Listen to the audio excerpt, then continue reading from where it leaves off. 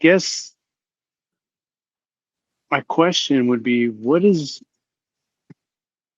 it doesn't seem like there's anything to do.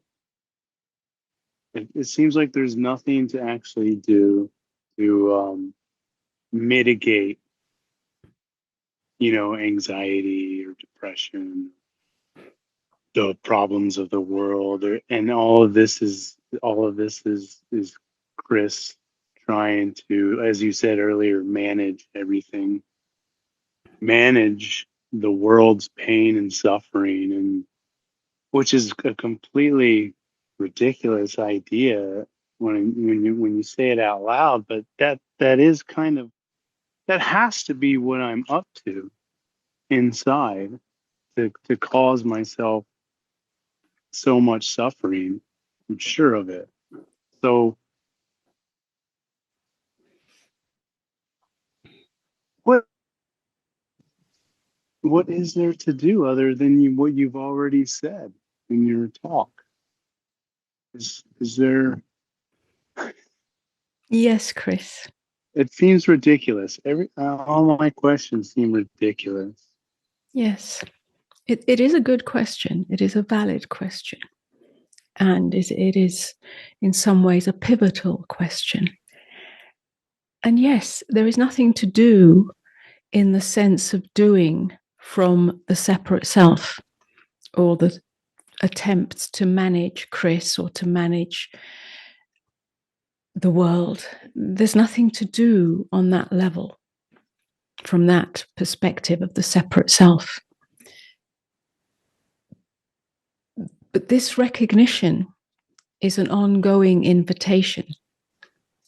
The reason I don't, it's not a conscious reason, but an organic reason, if you like, that I don't often speak about the ego, although I have unpacked what the ego is in various discourses, is because it's not a solid entity.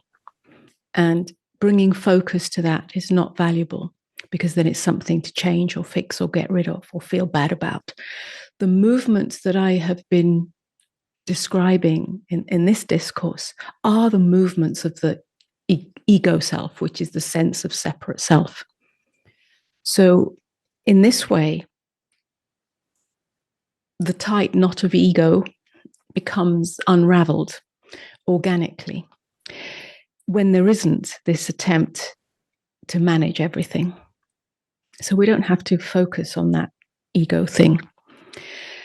But this recognition that I'm speaking of is an ongoing invitation, because the movement that is conditioned will keep re-emerging. Fear will arise. We hear of something terrible happening, or something happens in our lives, or old karmic tendencies arise, and we're back in the same mechanism. So it is an ongoing invitation. It's not a doing, but it's an ongoing invitation to recognize that within which everything arises, and to constantly, if you like, we could say return to it, although we're not returning to anything because you never left it, but it seems like a return to it. That is a profound and radical and all-embracing invitation. So whilst there's nothing to do, it is all inclusive, every aspect of your life. Yeah. And it is radical because it then transforms your view of reality. And your view of reality will no longer be from the perspective of conflict within yourself. And when that's the case, then you no longer create conflict in your environment, your inner environment or your outer environment. So actions will arise. Of course, you'll still paint your garage, you'll have, your relationships, and you may do something in the world as part of what we do, but it'll have a very different vibration to it. Now that changes everything. Yeah. But first, we have to realize, as you have realized, that there is no need to manage all of that. I feel when the moments arrive that I'm uncomfortable with, and the contraction happens, I immediately jump into this manic state in my mind that wants to immediately get out of it or get rid of it. And if it can't get out of it or get rid of it, it immediately goes into a state of fear, um, of deep fear. And it's kind of like living in a death state, a constant death state. It feels like a nightmare.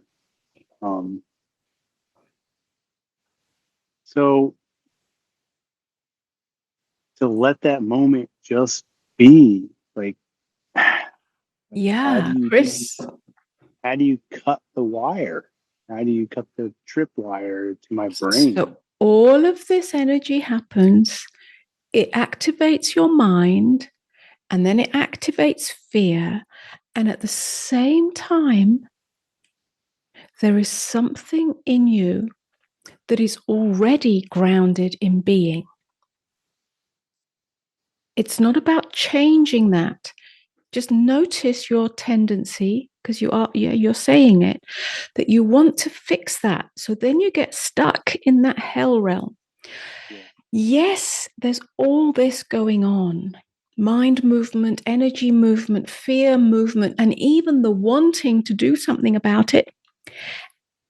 If there is just even a little glimpse, an understanding now that there can be, that can filter into the moment that takes place, that even in this, there is something that is aware of it all, that is being, and that doesn't change.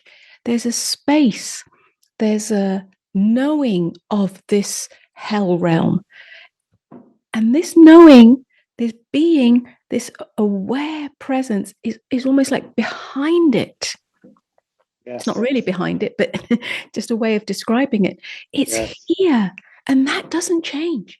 Just for 1 nanosecond, recognize that in the midst of that hell realm. I, That'll start to open the door. yeah, I feel like I feel the thing behind it. I have felt that and feel it, but I also sometimes guess I I guess I just tell myself it's made up. It's just another psychological trick that is No. something behind it. Well, yeah.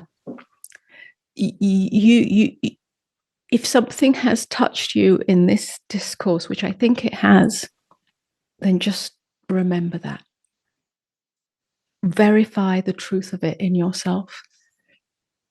And even when the mind comes up with a reason for it not to be true,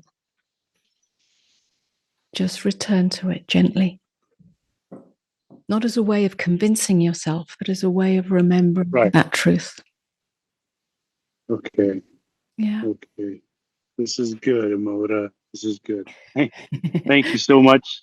Thank you for providing these online things too, because they really benefit me, and uh, it's